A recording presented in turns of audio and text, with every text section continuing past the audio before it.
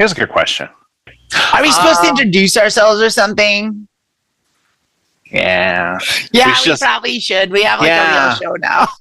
Hey, I'm Lilith, Elektra. That's Amanda, Bonanza. And welcome to Transition Tuesday, where we answer a question that someone has about their transition, or about being trans, or about the universe in general. But usually it's about trans stuff. I'd say it always is about trans stuff in some way. I don't think we've ever done a question that was just like, how do I fix my lawnmower?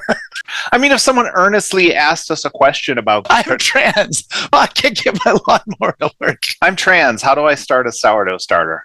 I got you. We can do that. If anyone honestly asked us a question that wasn't translated, I'd probably answer it. I'm a good girl. I'd help. I mean, you might answer it, but it wouldn't be on this show because this show's about transitioning. And be on my other show.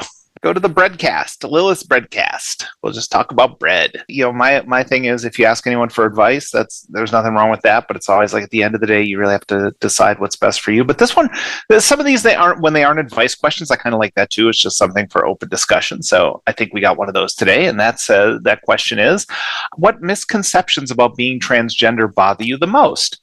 Hi, I'm a 22-year-old guy, and I've been hearing some things regarding the misconceptions people often have about being transgender.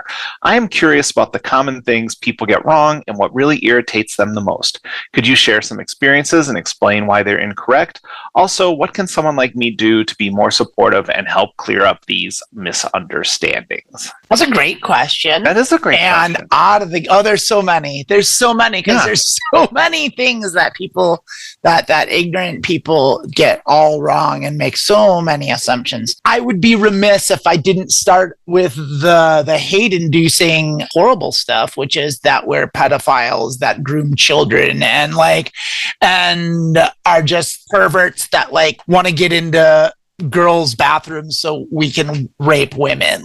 That's one that I think is really bad and really incorrect. But you mean you didn't start taking medicine that makes it impossible for you to get an erection? If I wanted to rape women, I'd just be a cop. Let's focus on misconceptions as opposed to, because those are just outright lies being... No, but they're misconceptions because there's a bunch of people that actually think that's the case. I would say something that maybe even an ally might ask you or think about being trans. A little more benign, but irritating, maybe. The situation you were talking about, this guy, I'm not sure if there's any way for him, you can't converse with those people. Well, you shouldn't even talk to them. You should figure out where they work and get them fired from their job. I feel like maybe one of the biggest, a couple ones that exist is that it correlates with your sexuality. In order to be trans, a trans woman, you had to be a gay man. That somehow gender and sexuality are related. They're not unrelated, but they're not intertwined and in lockstep with each other. And I think that's what a lot of people think. Because I think I've heard it say by cis people before. It's if you're a transgender woman and you're a lesbian, then why didn't you just stay a man? And then you wouldn't be gay. And it's just because they're separate, because gender and sexuality are two completely different things. They are related, but they're not the same. And I think that's a misconception that gets tossed around a lot, or at least used to, maybe not anymore. I don't even know. I would always say the idea, and I don't know if this happened to you, the idea that something happened that made us trans. Oh yeah, that. Because I came out after my divorce, and someone was, so this is something because of your divorce. I'm this has nothing to do with my divorce. Yeah, I got accused of it being my midlife crisis. I'm not trans because of my divorce. I was trans, and that was a part of why I ended up getting divorced. It really does up your divorce stats. Honestly, I feel you see so many people they come out to their wife and their wife is cool with it, and it's just oh, so happy for you. But it's just this idea that you became trans because something happened. There was some sort of incident that made you trans. Yeah, that's not how it is. Yeah. You're born that way. It's a birth defect.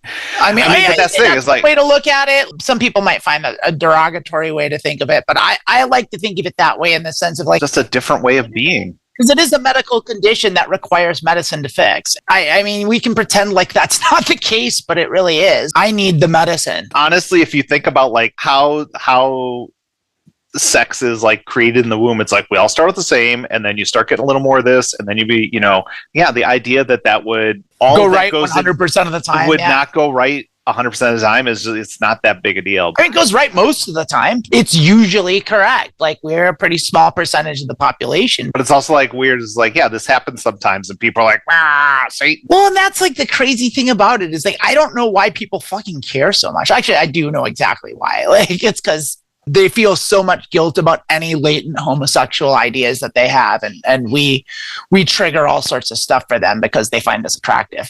This is for men in particular and trans women, but like that's a thing. Is like because trans men don't get nearly as much hate as trans women do, but that's also because of misogyny, and it's just like there's so many men that just really just think women are inferior creatures. Like, it's so crazy. But I would say that's like the main thing, that it's just like you're somehow making this choice, or this is a reaction to something that happened to you, and it's just like, no, it's just a simple thing that when I was born, this thing didn't connect right, or however you want to phrase it. I never thought about it, but then I saw Robin Williams dress up like Mrs. Doubtfire. Oh my god! Like, there's definitely stuff that happens that in your life you have moments that maybe awaken it. Like, because like I think for a lot of people, like it's such a scary thing, and for such a long time it was such a societal taboo that like it's a very repressed thing, and so a lot of people don't even realize that they're trans because they're shoving it down so deep and suppressing it so much, like from such an early age that like it's a trauma response, and then something will happen, like they'll be in a situation where they have a girlfriend that like puts them in a dress or something, or like puts makeup on them or something like that, and then they'll be like, oh. I do have another thing, misconception.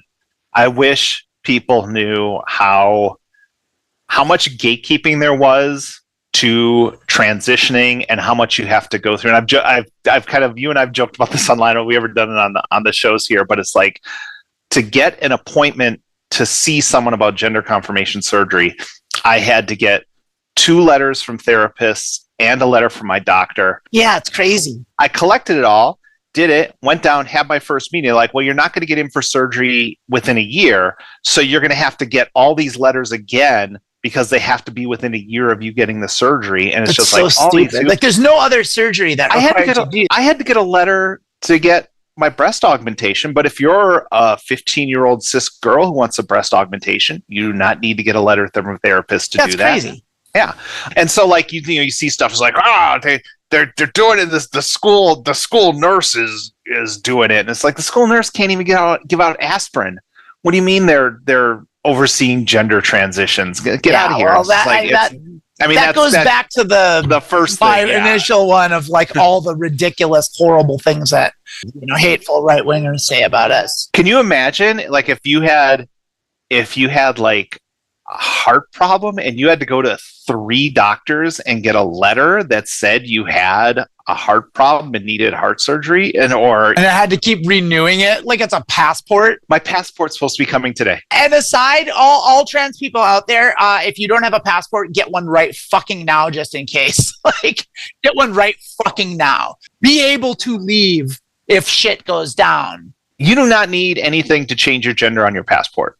If you change your name, you have to send your old passport, send your name change documentation, your legal name change with it, and then you just check off whatever gender you are. They do not need, you used to have a letter that said you went through this, and this. So, even though my birth certificate back in Wisconsin, I've got to do way too much to get that changed. I'll have a passport, so legally, a name, female gender, if I leave the country or anything. So just know that you can do that, and I'm excited. I should have done this, when Biden first got elected, and I just kept putting it off. And I know you did. You're smart. I was right now. I'm such a procrastinator. I mean, I have my letter that says I've gone through the stuff medically to change my gender.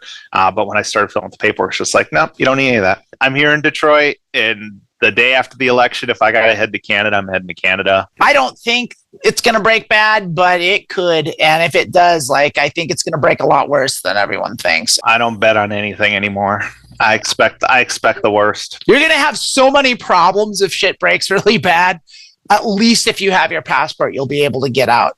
And get out before inauguration. And get out before they take over, because you'll have the 3-month window to do it.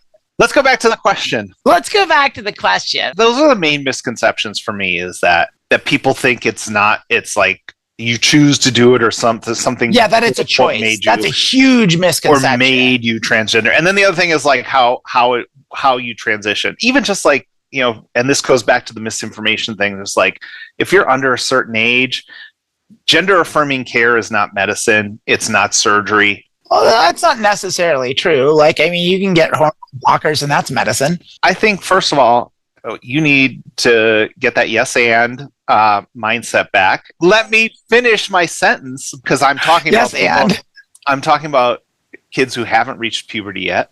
That could be letting them wear the clothes they want, letting them grow their hair out. People who aren't transitioning take puberty blockers, and they're perfectly safe all the time. And they are perfectly safe. A lot of these laws that block people from taking puberty blockers only block trans people from taking it. So how can it be a dangerous, untested medication for trans people, but it can still be prescribed for cis people? But for the most part, aside, puberty blockers, and puberty blockers are reversible, so it's not even you just stop taking them. You're not an 8-year-old getting a tattoo. For some reason, the right wing is obsessed that every kid in the world wants to get a tattoo and that asks about tattoos. And I don't even know. I've never heard any of this nonsense. Oh, they always go like, would you let an 8-year-old get a tattoo? Why are you letting them get gender affirming methods? And it's like, they're 8 years old. They're just going to wear a dress and grow their hair out longer. They're going to cut their hair short and dress like a boy if that's the way they're transitioning. Like, that's all at a certain age. That's all gender affirming care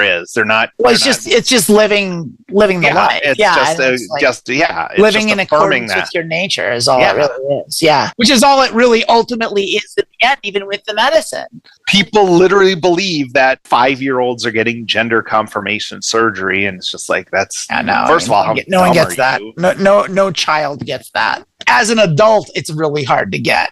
Those are the major misconceptions. Like, what goes into being trans, that it's not something we just decided out of the blue to be, or that it's easy to transition. And also that you don't have to, and we talk about this, there are some trans people who don't believe this. I'm a firm believer. You don't have to. It's expensive. If you can't afford medicine, that doesn't mean you're not trans. It just means you can't afford the medicine you need. Other people have like medical conditions that conflict with it, or that make it dangerous, or just are allergic to the medicine itself. Like, there's a multitude of reasons that you're not able to or want to medically transition, and that doesn't make you any less trans or any less valid. If medicine was that easy, you could say you have heart disease and be like, well, I can't afford the medication, so since I'm not taking the medication, I don't have heart disease. Right. Yeah. So I just checkmated the right wing there. Yeah. Just don't take your heart medication. Then you don't have heart disease anymore. That's how it works. Misconceptions. Yeah. I mean, I think we got a lot of so many. If you would like to. Ooh, what's your favorite misconception? Yeah, what's your favorite? What's your or least favorite, or however you want to think about it? But like, what's the one that really gets you? That was like, oh, for real? This is a good question that I think the community could answer a lot better than us. And so, go ahead and get a thread going on the Transection Discord server. Go to the Transection Discord server and get a thread going. Join us there. I'm there. Email us. DM us your questions. Anything you want. Comment, please. Like, subscribe, do all that stuff. Join. Go to the Transverse YouTube page and click that join button if that's something you can afford. And if you can see it in your heart to throw an extra $5 a month our way, that would be go a long way to help keeping this thing going. So we love you, and we'll see you next week. Bye.